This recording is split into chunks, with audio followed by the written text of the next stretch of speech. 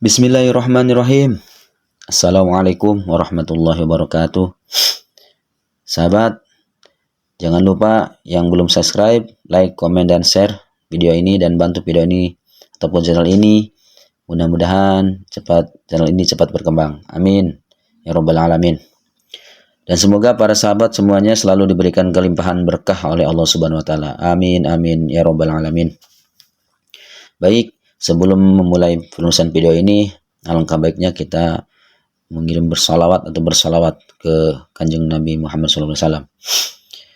Allahumma salli ala sayyidina Muhammad wa ashghili zalimin bil zalimin. Allahumma salli ala sayyidina Muhammad wa ashghili zalimin bil zalimin wa akhrijna min bainihim salimin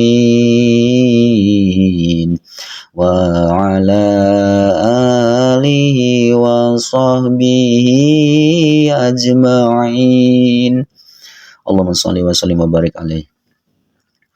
Baik, kita lanjut. Di video kali ini saya akan mengulas perjalanan saya untuk berziarah ke makam keramat yang berada di daerah Gunung Anten, tepatnya di Kecamatan Cimarga, Lebak, Banten.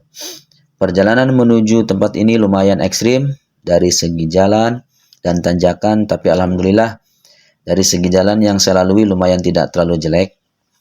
Dan perjalanan saya dari Pamarayan menuju ke tempat jarak tempuh kurang lebih dari 1 jam perjalanan menuju ke area atau tempat makam keramat.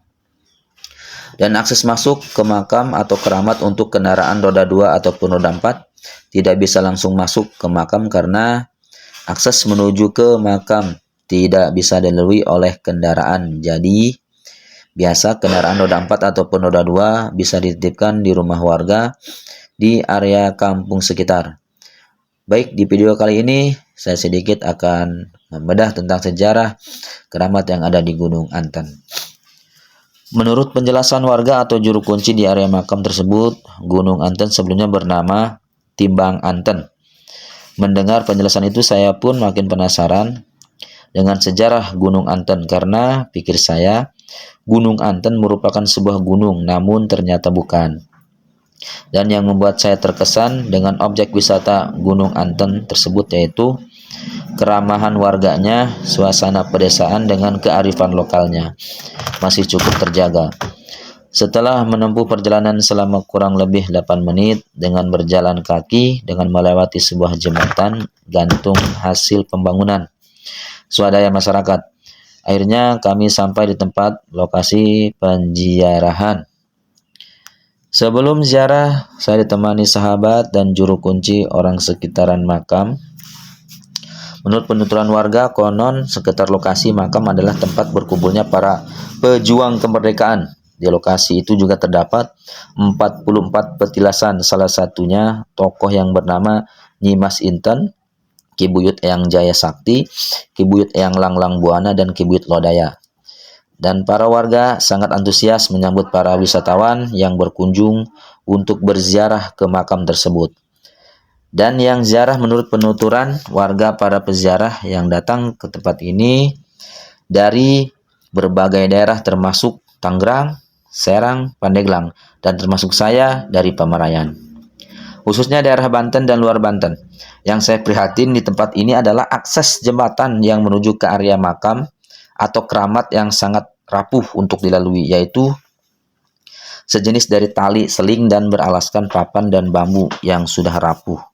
Sehingga khawatir buat para pengunjung yang melewati akses tersebut, dan mudah-mudahan harapan saya selaku pengunjung pihak pemerintah daerah bisa melihat kondisi keadaan jembatan tersebut dan bisa merealisasikan pembangunan jembatan di area makam. Berlanjut ke cerita dan pengalaman yang saya alami adalah ketika sedang berlangsung ziarah, saya sempat memotret sekitar area makam dan kejadian aneh, tiba-tiba HP saya blur ketika sedang memotret di sekitar area makam. Dan saya pun disarankan agar jangan memotret atau foto sebelum selesai ziarah. Dan saya pun agak sedikit merinding dengan kejadian yang saya alami,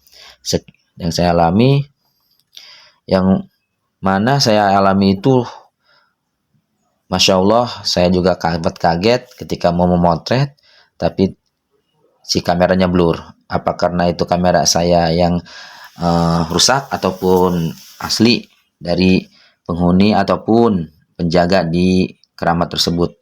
Dan saya mematuhi apa yang diperintahkan oleh juru kunci.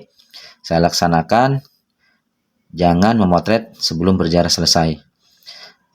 Dan ini cukup sekian dari saya, penelusuran saya di Gunung Antan. Sekian audio kisah atau cerita pengalaman yang saya ziarah di keramat atau makam di Gunung Antan.